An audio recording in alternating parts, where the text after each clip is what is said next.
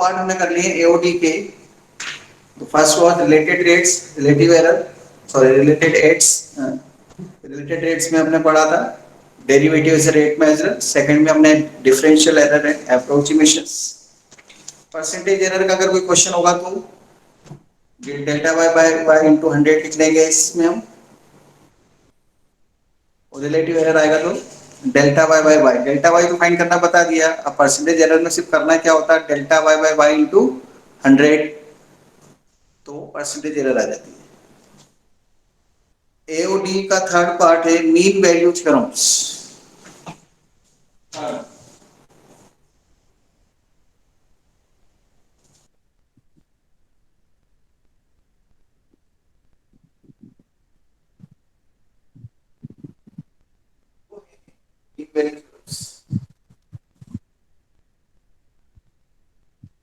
Mean value theorems दो type की है, रोलेंस मीन वैल्यू थ्योरम और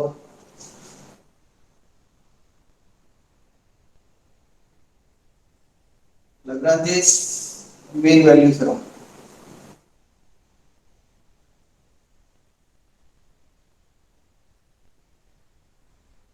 LMVT शॉर्ट फॉर्म में LMVT लिखते हैं इसको। Lagrange's mean value theorem, mathematician का नाम लाग्रांजेस और रोलेंस भी मैथमेटिशियन का नाम है। इन दोनों ने कुछ रिजल्ट्स दिए थे, एक थ्योरम बनाई है, इनके प्रूफ भी हैं हायर क्लासेस में। यहाँ पर हमें इसका एप्लीकेशन डिफरेंशिएशन के हेल्प से पढ़ना है। रोलेंस थ्योरम क्या होता है, क्या है वो भी इंपॉर्टेंट होता है। इसके जो कंडीशंस है वो ऑब्जेक्टिव क्वेश्चंस के अंदर बहुत ज्यादा होती है इसके।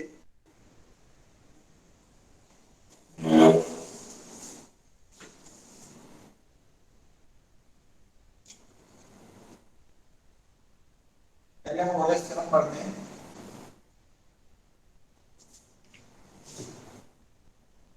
Let fx be a function defined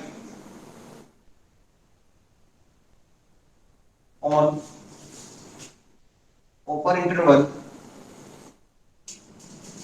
close interval AB such that defined on close interval AB का मतलब उसका डोमेन क्लोज इंटरवल AB है।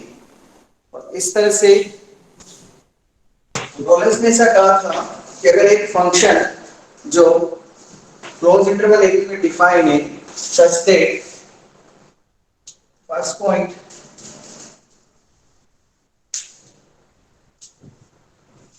it is continuous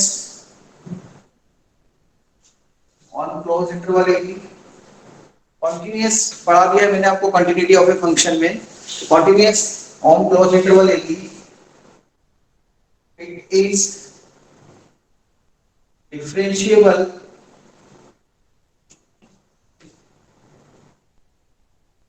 on open interval AB, and the third point FA equal to FB, then there exists at least one C belongs to open interval AB such that f dash C equal to 0. This is the statement of Rolle theorem। रोलेंस ने ऐसा कहा था कि अगर एक function define है close interval AB में, पहले तो यहां ध्यान दो क्लोज इंटरवल AB में डिफाइन है मतलब उसका डोमेन क्लोज इंटरवल है। एक फंक्शन है क्लोज इंटरवल, डोमेन आपको पता है क्या होती है, 11th क्लास में फाइंड करे थे। तो डोमेन दे रखा है AB 5 to 8 1 to 3 whatever, it is continuous on the close interval AB। मतलब कंटिन्यूटी किसमें चेक करनी है आपको, उसकी कंटिन्यूटी किसमें चेक करनी है, क्लोज इंटरवल में। यहां ध्यान देना, मतलब फंक्शन की कंटिन्यूटी क्लोज इंटरवल में चेक करना अपने आप में 4 नंबर का क्वेश्चन बनता है, कंटिन्यूटी इन क्लोज इंटरवल। फिर it is differentiable on open interval AB, differentiable on open interval AB। यहां ध्यान देना, ये ओपन इंटरवल का साइन, ये ओपन है और ये क्लोज। ओपन इंटरवल में क्या होना चाहिए, डिफरेंशिएबल होना चाहिए। डिफरेंशिएबिलिटी चेक करना हमें पढ़ ली LHD इक्वल टू RHD, है ना। क्वांटिटी के लिए LHL equal to RHL equal to value of the function. आप जस्ट सोचो कि 4 नंबर का क्वेश्चन तो क्वांटिटी का हो गया, 4 नंबर का क्वेश्चन डिफरेंशिएबिलिटी का हो गया, 4 और 4 8 तो ये हो गए। और f इक्वल टू एफ भी प्रूव करना है, मतलब जो भी फंक्शन दिया है उसमें x की वैल्यू a और b पुट करने पे दोनों इक्वल आना चाहिए। 1 नंबर इसका मान लो 9 मार्क्स। देन उसने ऐसा कहा कि a और b के बीच में एक नंबर ऐसा जरूर मिलेगा c जिस पर डिफरेंशिएशन 0 हो जाएगा। f डैश c लिखा हुआ है, ये डिफरेंशिएशन का यूज हो गया है यहाँ पर, नहीं तो ऊपर भी किसी बीच में डिफरेंशिएशन कहाँ लग रहा है। f dash c equal to 0, मतलब उस a और b के बीच में एक पॉइंट c यहाँ बीच में जरूर मिलेगा जिस पे उस फंक्शन का डिफरेंशिएशन 0 हो जाएगा। अब डिफरेंशिएशन 0 हो जाएगा, इसको हम ज्योमेट्री से रिलेटेड करेंगे क्योंकि एग्जाम के अंदर इसका ज्योमेट्रिकल मीनिंग भी पूछते हैं। तो 9 नंबर तो अभी मैंने आपको बता दिए थे, फिर ये फाइंड करने का एफएससी का भी 2 नंबर मानो तो 11 मार्क्स सर होते आपकी वॉइस बहुत स्लो आ रही है।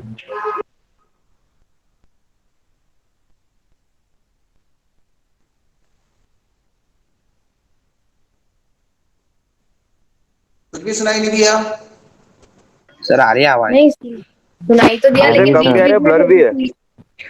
अच्छा, तो एवरेज सी इक्वल टू 0 अगर हम लेके चलेंगे तो ज्योमेट्रिकल मीनिंग भी बताएंगे तो 12-13 नंबर का क्वेश्चन बन जाता है। इसलिए क्या करते हैं हम एग्जाम में इस क्वेश्चंस के अंदर डिफरेंशिएबिलिटी और कॉन्टिन्यूटी को हम डायरेक्ट लिखेंगे कि we know that even you don't know but write in exam, और वो क्वेश्चन को देख के आपको लग जाएगा कि हाँ ये डिफरेंशिएबल है और ये कॉन्टिन्यूअस है, क्योंकि क्वेश्चन इस टाइप के दिए जाते हैं। अदरवाइज वो क्वेश्चन को इस तरह से पूछते हैं जिसके अंदर इस चीज को चेक करना हो, वो अलग टाइप का होता है। फिर वो सिर्फ इतना से ही पूछते हैं कि चेक करना है कि कॉन्टिन्यूअस है या डिफरेंशिएबल है। ऐसे क्वेश्चन कम आते हैं क्योंकि कॉन्टिन्यूटी और चुके हैं। हमें यहाँ पर उसका एप्लीकेशन पढ़ना है डिफरेंशिएशन का, इसलिए क्वेश्चन ऐसा आता है कि रोलेस थ्योरम को वेरीफाई करो। रोलेस थ्योरम की एप्लीकेबिलिटी अलग होती है और रोलेस थ्योरम का वेरिफिकेशन अलग होता है। दो टाइप के क्वेश्चंस मिलेंगे आपको। जहां वेरीफाई करना होगा वहां पर ये सारी चीजें होंगी, लेकिन उस जगह पर हम कॉन्टिन्यूटी और डिफरेंशिएबिलिटी को डायरेक्ट लिखेंगे। We know that this function is differentiable, we know that this function is continuous, ये डायरेक्ट लिखेंगे। और बाकी की ये दोनों चीजें हम प्रूव करके दिखाएंगे इसके अंदर। अब इसका ये मतलब है कि ए और बी के बीच में एक नंबर सी जरूर ऐसा है जिस पे डिफरेंशिएशन 0 हो जाएगा, तो वो सी आपको फाइंड करना है। मान लो ये दिया हुआ है 1 to 5, तो 1 to 5 के बीच में कोई भी एक नंबर आपको निकाल के ऐसा देना है जिस पर डिफरेंशिएशन 0 हो जाए। तो उसका तरीका क्या होगा, डिफरेंशिएशन करके जो फंक्शन दिया हुआ, फंक्शन दिया है ना आपको एफ एक्स फंक्शन, इसका डिफरेंशिएशन करके इसको इक्वल टू 0 रख देंगे, उसमें एक्स की जगह सी पुट कर देंगे। तो 0 करने से x की वैल्यू मिल जाएगी, मतलब c की वैल्यू मिल जाएगी क्योंकि x ने c पुट किया। वो जो c आएगा वो किसके बीच में आना चाहिए, a और b के बीच में। अगर एग्जांपल जैसे मैंने 1 to 4 बोला तो 1 और 4 के बीच में आएगा ही आएगा। लेकिन इसका ज्योमेट्रिकल मीनिंग बहुत इंपॉर्टेंट है और ये बहुत यूज होना है क्वेश्चंस के अंदर, क्योंकि एग्जाम में आप देखेंगे फास्ट ईयर क्वेश्चन उसमें ज्योमेट्रिकल मीनिंग भी पूछे हैं, सैंपल पेपर्स और मॉडल क्वेश्चन पेपर, और ये जितने भी चीजें मिलती हैं, जो स्टफ मिलता है एग्जाम टाइम पर, आपको ये सब चीजें उसमें बहुत परेशान करती हैं, वहां पे देखने को मिलेंगे सब क्वेश्चंस। तो कैसे इसका ज्योमेट्रिकल मीनिंग है वो भी समझा देता हूं मैं। ज्योमेट्रिकल मीनिंग इसका, ज्योमेट्रिकल मीनिंग,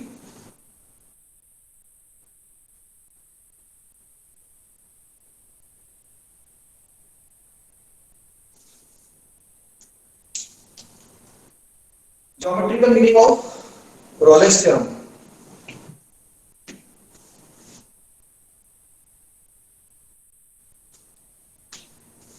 ब्रेक हो रही है voice? Yes sir. Yes, sir. Yes sir. Yes, sir. अभी क्लियर है सर। ठीक है। अब हम इसका ज्योमेट्रिकल मीनिंग, पहले इसका स्क्रीनशॉट ले लो, फिर मैं इसका ज्योमेट्रिकल मीनिंग समझाता हूं।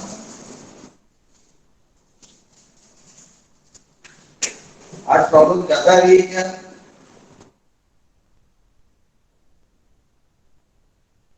Yes yes sir.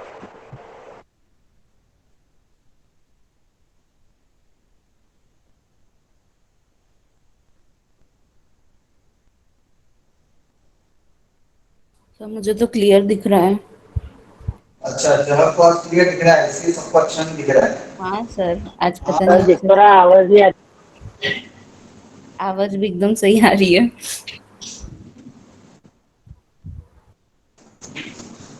इसलिए तो चैट को अच्छा नहीं दिखना चाहिए और सुनाई भी नहीं देना चाहिए, ताकि सबको अच्छा सुनाई दे और अच्छा दिखाई दे। योगिता, सर दिख रहा सर है सर। बहुत अच्छे आ रहे हैं।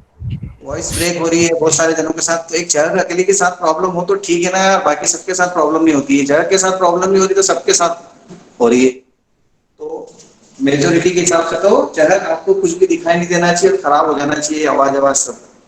अरे नहीं सर, आज अच्छे से समझ में भी आ रहा है, ऐसे ही चलना चाहिए रोज। अच्छा, गुड। विभूति, आप बोलोगे कुछ? सर स्क्रीन क्लियर है बट वॉइस ब्रेक हो रही है। वॉइस ब्रेक हो रही है? हाँ, बुढ़ापे की आवाज है भैया, तरुण सर के प्यार में। गला भी सही कर लिया मैंने।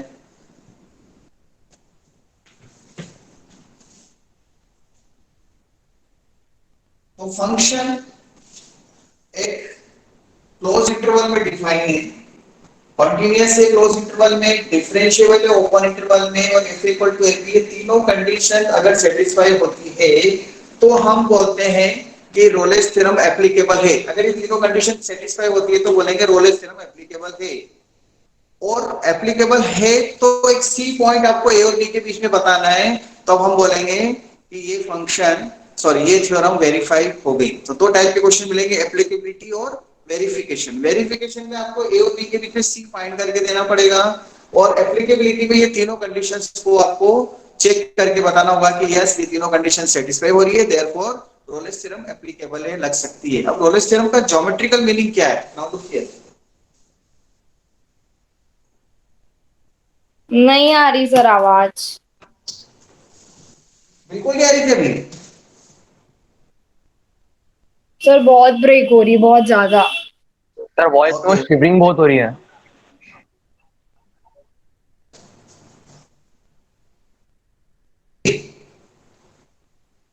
अभी नहीं? ध्रुव, सर क्लियर आ रही है। ध्रुव को क्लियर आ रही है? हाँ सर क्लियर। मैदान, सर महक, अभी भी ब्रेक हो रही है, ब्रेक हो रही है। एक मिनट में रिज्वाइन करता हूँ ना, यही करता हूँ।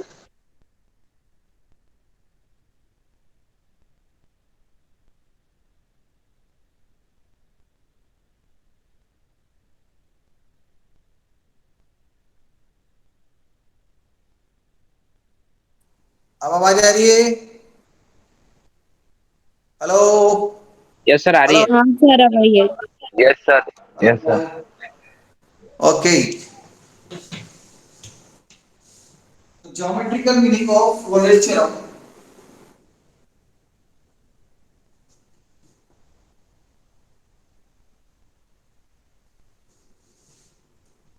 जैसा कि रोलेस ने कहा कि अगर कोई फंक्शन डिफरेंशिएबल है ओपन इंटरवल में, क्लोज इंटरवल के अंदर कंटीन्यूअस है, तो हमें एक नंबर सी ऐसा जरूर मिलेगा जिस पर dy by d x equal to zero हो जाएगा। dy by d x equal to zero, इस चीज को ध्यान में रखकर एक ग्राफ बनाता हूं मैं।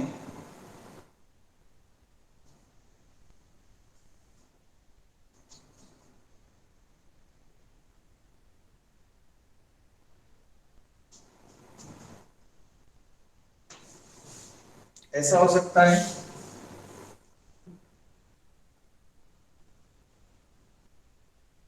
ऐसा भी हो सकता है,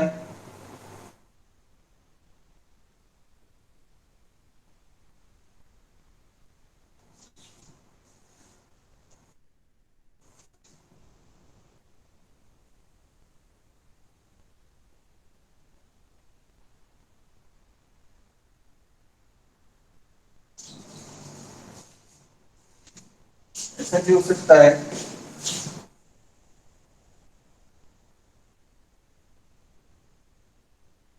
ऐसा भी हो सकता है।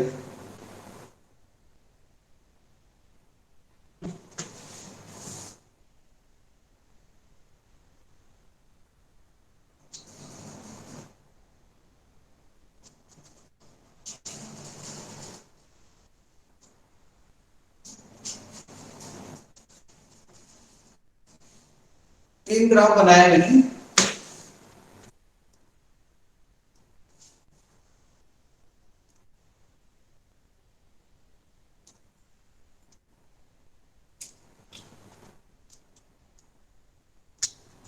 सर वीडियो ब्लर हो गई सर वापिस। ओ ठीक है यार, कुछ करते हैं अब। Connectivity issues science student please observe करना। Harshal yes sir. बनाओ मेड इन इंडिया। हाँ सर वो करते हैं।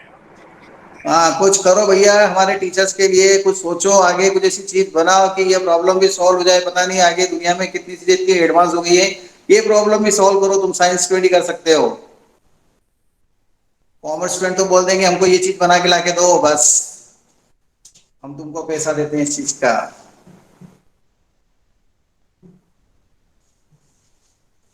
चलो ठीक है,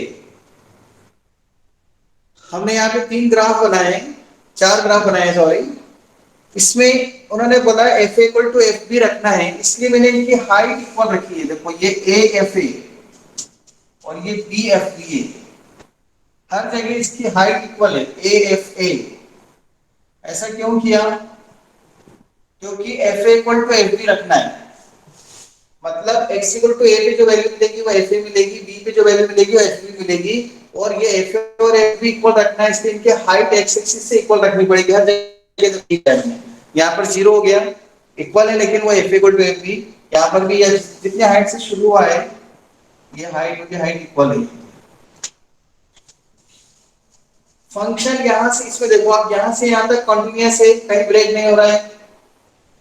पहली कंडीशन सेटिस्फाई हो गई, ए से लेकर बी तक के बीच में फंक्शन कंटिन्यूअस होना चाहिए। तो फंक्शन कंटिन्यूअस है, ए से बी में देखो कहीं ब्रेक हो रहा है क्या? नहीं हो रहा है।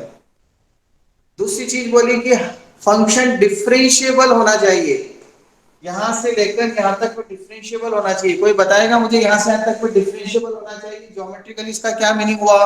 अगर कोई फंक्शन डिफरेंशिएबल होता है तो ज्योमेट्रिकली क्या बोलता है, वो किसी को पता है क्या? कोई बताओ, क्योंकि मैं पढ़ा चुका हूं चंदा मामा थ्योरी। कोई फंक्शन अगर डिफरेंशिएबल होता है तो ज्योमेट्रिकली उसका क्या मीनिंग होता है प्लीज? सर स्लोप इक्वल होती है। Slope, unit tangent sir unit tangent बनती है। हाँ very good, unique tangent at x equal to c, very good. Slope word थोड़ा बहुत सही है पर पूरा सही नहीं है। The correct answer is if a function, ध्यान से सुनना, if a function is differentiable at a point x equal to c, that means at that point on the graph, on the function's graph, on the curve of the graph, there exists a unique tangent at that point. उस point के ऊपर एक unique tangent मिलेगी और उसकी जो slope होती है वो डिफरेंशिएशन को रिप्रेजेंट करती है। मतलब slope of the unique tangent is the correct word. Slope बोला वेदांत ने, लेकिन अंकित ने उसके अंदर पूरा कंप्लीट एड कर दिया। तो slope of that tangent at unique tangent at that point. अब हमने बोला ये फंक्शन डिफरेंशिएबल है, यहां से लेके यहां तक, इसका क्या मतलब हुआ? इसका ये मतलब हुआ कि जितने भी पॉइंट्स हैं यहां से लेके यहां तक, कितने पॉइंट्स होंगे इस कर्व में? इनफाइनाइट पॉइंट्स होंगे। हर पॉइंट पर टेंजेंट मिलेगी क्योंकि डिफरेंशिएबल है और वो एक यूनिक टेंजेंट होगी।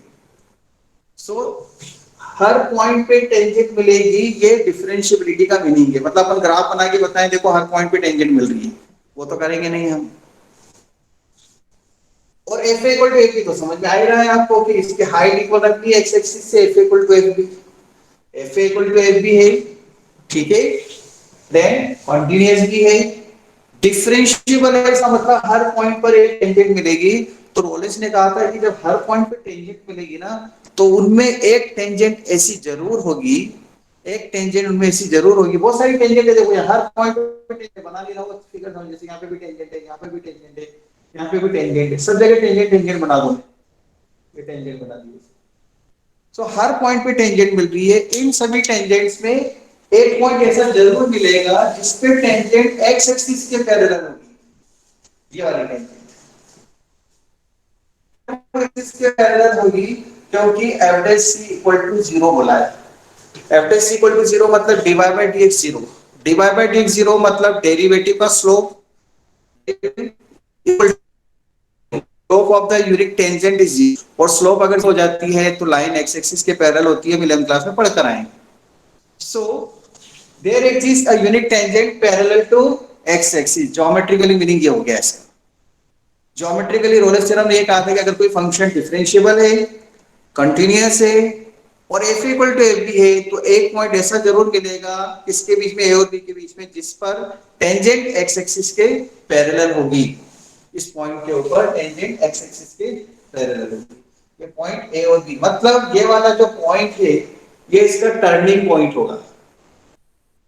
एक ना एक पॉइंट टर्निंग पॉइंट जरूर है। मतलब अगर ग्राफ ऐसे ऊपर चलता ही जा रहा है, देखो आप ऐसे ऐसा, इसमें टर्निंग पॉइंट थोड़ी आएगा, और टर्निंग पॉइंट नहीं आएगा तो इसमें रोलेस थ्योरम नहीं लगेगी, क्योंकि टर्निंग पॉइंट नहीं आएगा तो टेंजेंट एक्स एक्सिस के पैरेलल होगी नहीं, क्योंकि इसको टेंजेंट इसको इंटरसेक्ट, टेंजेंट इंटरसेक्ट थोड़ी करती है कर्व को, टेंजेंट तो टच करती हुई चली जाती है। तो according to the Rolle's theorem अगर कोई कर्व अपना एक टर्निंग पॉइंट रखता है, कम से कम एक टर्निंग पॉइंट रखता है, तो वो डिफरेंशिएबल भी है, कॉन्टिन्यूअस भी है, और एफ इक्वल टू एफ भी है, तभी ऐसा होगा। मतलब एफ इक्वल टू एफ भी है, कॉन्टिन्यूअस है और डिफरेंशिएबल है, तो इस ए और बी के बीच में देखो सी पॉइंट ऐसा जरूर मिला जिस पर डिफरेंशिएशन क्या हो जाएगा, जीरो। ये पॉइंट होगा c f c, this point is c f c, और वो हर जगह है। देखो तीनों चारों ग्राफ में ये चीज देखने को मिलेगी आपको। यहाँ पर देखें आप, यहाँ पर टेंजेंट, हाँ सर जो आपने अभी बोला वापस बोल दो ना, एक बार वॉइस ब्रेक हो गई थी यहाँ पे। हाँ, वो ये बोल रहा हूं मैं कि अगर कोई ग्राफ, अगर कोई फंक्शन डिफरेंशिएबल है, कंटीन्यूअस भी है, ठीक है, डिफरेंशिएबल भी है, कंटीन्यूअस भी है, और एफ इक्वल टू एफ भी है, तो इस ग्राफ पर कम से कम एक टर्निंग पॉइंट जरूर होगा। टर्निंग पॉइंट ये देखो, अगर टर्निंग पॉइंट नहीं होगा तो एफ इक्वल टू एफ कैसे आएगा? आपको सोचो, एफ इक्वल टू एफ ऊपर बढ़ता ही जाएगा, जब तक एफ इक्वल टू एफ लाना है तो उसको टर्न करना पड़ेगा। और फिर साथ में हम ये बोल रहे हैं कि tangent divide by x equal to 0 बोल रहे हैं, इसका मतलब एक पॉइंट जहां पर टर्न लेगा ग्राफ, वहां पर ही टेंजेंट मिलेगी जो x एक्सिस के पैरेलल होगी, क्योंकि divide by dx equal to 0 कब होता है किसी भी फंक्शन का, किसी भी टेंजेंट का, किसी भी लाइन का स्लोप 0 कब होता है? जब वो x एक्सिस के पैरेलल होती है।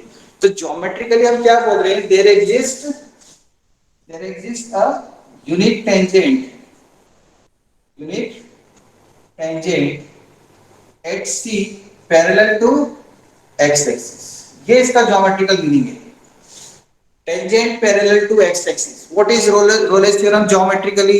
It is enough to speak that a tangent parallel to x axis, a line parallel to x axis, tangent parallel to x axis, ये रोलेस थ्योरम का ज्योमेट्रिकल मीनिंग। कम से कम एक से ज्यादा भी हो सकती है। देखो यहाँ पर भी यही है, यहाँ पर मैंने आपको 3 टेंजेंट बना के बताऊंगा, यहाँ पे कम से कम 3 टेंजेंट, 3 बार टर्न दिए, ये 3 टेंजेंट, ये टेंजेंट 1, ये टेंजेंट 2, T1, T2, T3, ये टेंजेंट को T से बता देते हैं, ये टेंजेंट को T से बता देते हैं।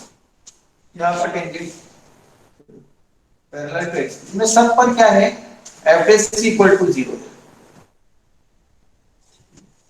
इसमें average C3, C1, C2, C3 तीन जगह टर्न लिया इसने ग्राफ में।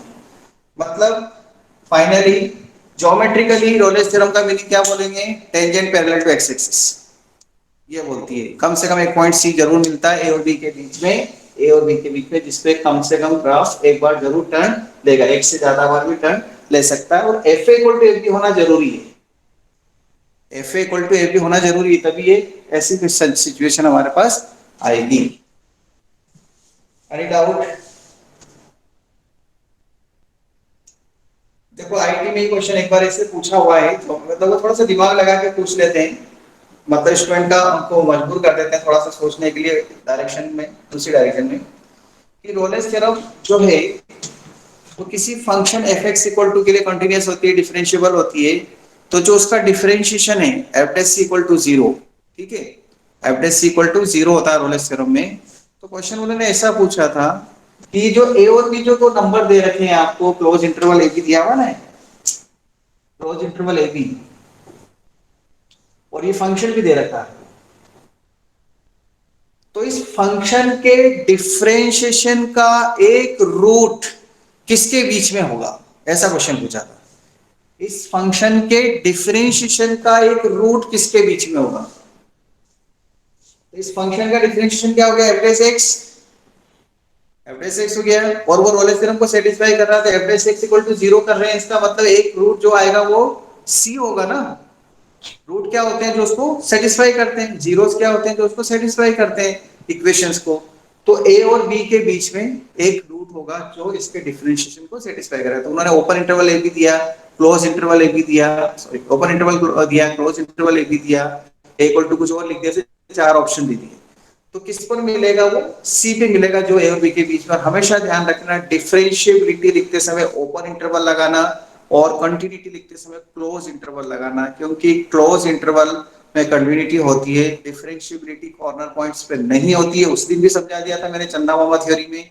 और लेफ्ट पॉइंट रेड लेफ्ट और राइट पॉइंट्स पे कंसीडर नहीं होते, इसलिए इसमें ओपन इंटरवल यूज करते हैं डिफरेंशिएबिलिटी में। तो रोलेस थ्योरम ये भी बोलती है कि कोई फंक्शन अगर इसमें कॉन्टिन्यूअस है, डिफरेंशिएबल है, तो इसके डिफरेंशिएशन का रूट इसके बीच में ए और बी के बीच में जरूर मिलेगा। डिफरेंशिएशन का रूट ए और बी के बीच में जरूर, डेरिवेटिव का एक रूट जरूर इस बीच में मिलेगा। मान लो ये क्यूबिक इक्वेशन थी एक्स क्यूब, तो डिफरेंशिएट एक्स क्यूब का समथिंग कुछ लिखा था, डिफरेंशिएशन करने पे क्या आएगा, कैसी इक्वेशन बनेगी, कोई बताएगा डिफरेंशिएशन करने पर? Quadratic, yes. तो क्वाड्रेटिक बनेगी तो उसके दो आंसर आएंगे कि नहीं? क्वाड्रेटिक करने में दो आंसर आएंगे, तो एक रूट उस एक आंसर जो होगा वो इस ए और बी के बीच में जरूर मिलेगा, अगर ये कॉन्टिन्यूअस है, डिफरेंशिएबल है और f equal to f b है तब। ये ध्यान है। Okay, please take the screenshot.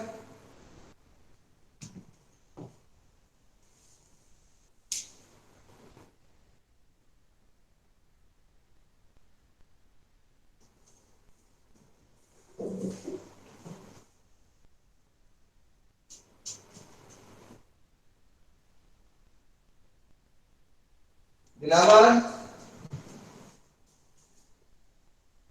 Yes sir. Yes sir. ये बताओ, क्या सर? ये बताओ रोलेस थ्योरम का ज्योमेट्रिकल मीनिंग क्या है, स्टेटमेंट क्या बोलेंगे रोलेस थ्योरम का ज्योमेट्रिकल मीनिंग? Yes sir. क्या बोलोगे? Yes sir.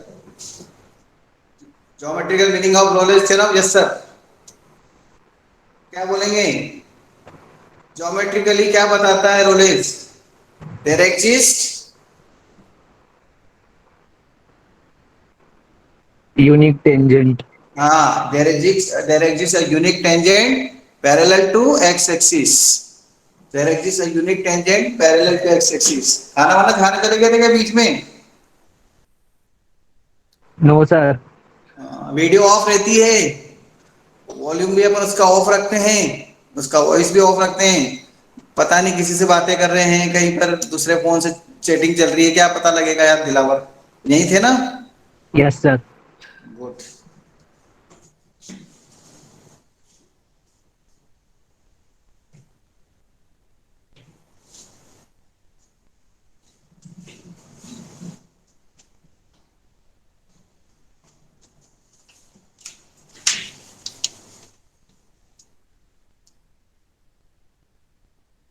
क्वेश्चन नंबर 23 बता रहा हूं, फिर हम उसकी रोलेस थ्योरम के बाद हम इसकी दूसरी थ्योरम पढ़ेंगे। एक क्वेश्चन बताता हूं, इसका एक एग्जांपल। एक फंक्शन आपको दिया हुआ है f(x) equal to mod x under on close interval -1 to 1। क्या इसमें रोलेस थ्योरम एप्लीकेबल होगी, पहले तो ये चेक करना है। तो देखो आप -1 से 1 के बीच में ये फंक्शन पहली स्टेप लिखेंगे, since f(x) equal to mod x is continuous on -1 to 1। Close interval में कंटीन्यूअस होता है, आपको पता है। -1 से 1 के इसका ग्राफ अगर हम ऐसा बनाएंगे तो ऐसा बनेगा ना मॉड फंक्शन का, -1 से 1 कहीं बीच में ब्रेक नहीं हुआ, देखो 0 पे ब्रेक नहीं होता है। So this function is continuous from -1 to 1, ये तो पता लग गया। Second point, f(x) equal to mod x is not differentiable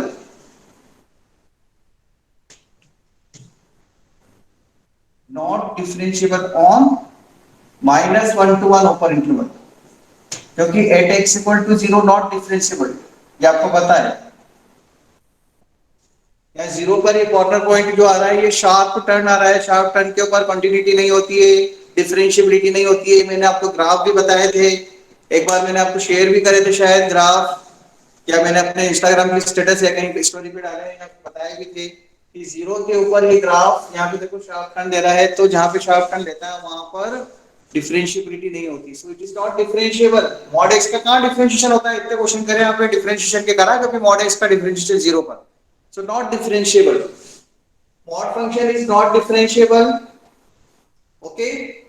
तो क्या रोलेस थ्योरम एप्लीकेबल होगी इसमें? No sir. जबकि हमें -1 पे भी वन मिल रहा है, f ऑफ -1 मतलब f a कितना मिलेगा, f a कितना आएगा, देखो इसमें 1 आएगा,